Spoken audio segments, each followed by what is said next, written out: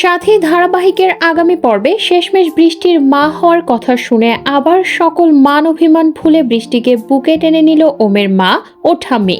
সম্পূর্ণ বিস্তারিত জানতে না টেনে একটি লাইক দিয়ে দেখতে থাকুন।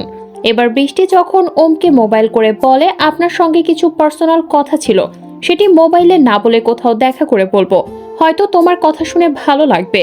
তখন ওম বাবু ডাইরেক্ট মানা করে দেয় আর বলে দেখা করে শোনো, তোমার সঙ্গে আমার বিন্দুমাত্র কথা বলার ইচ্ছা নাই, আর তোর দেখা করা থাকলে দূরের কথা। আর যদি তুই কথা বলার ইচ্ছা থাকে তাহলে তোমাকে বাড়িতে এসে বলতে হবে সকলের সামনে। উল্লেখ্য তুমি আমার বাড়ির সবাইকে প্রচন্ড পরিমাণে খারাপ ব্যবহার করেছো।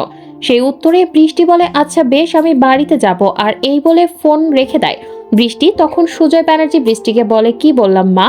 তখন বৃষ্টি বলে উনি কোনোখানে দেখা করতে চান না, যা বলার বাড়িতে এসে বলতে হবে। তা শুনে সুজয় বাবু বলে বেশ, এটা তো আরো ভালো কথা, চলো আমরা এখনই রওনা দেব।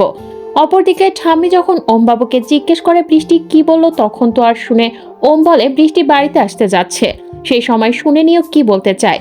তখন এগুলো কথা শুনে পিসিমণি বলে ও আবার কি বলবে সেটা আমি ভালো করেই জানি, আগে ভাগে বৌদিকে সকল কিছু জানাতে হবে। আর এই বলেই পিসিমণি নিচে এসে ওমের মাকে বলে তোমার বৌমা নাকি আবারও এই বাড়িতে আসতে চলেছে, তুমি কি বলো বৌদি? তখন তো শুনে ওমের মা অবাক হয় আর বলে মহুয়া, এখনই তুমি তোমার দাদার কাছে মোবাইল করো। এরপরে দেখা যায় সুজয় ব্যানার্জি এবং বৃষ্টি সান্যাল বাড়িতে এসে পড়ে, আর আসার সাথে সাথে সুজয় বাবু ওমকে বলে তুমি বাবা হতে চলেছ। তখন তা শুনে সান্যাল বাড়ির সকলে ভীষণ খুশি হয়। এরপরে ওমের মা বলে সত্যি বলছেন তো? অবশেষে আমি ঠাকুমা হতে চলেছি।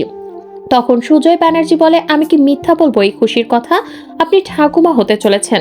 অপরদিকে দেখা যায় বাড়ির সকলে বৃষ্টির মা হওয়ার কথা শুনে সবাই খুশি হলেও ওম বাবু খুশি হয় না, বরং বৃষ্টির হাত ধরে উপরে টেনে নিয়ে যায়।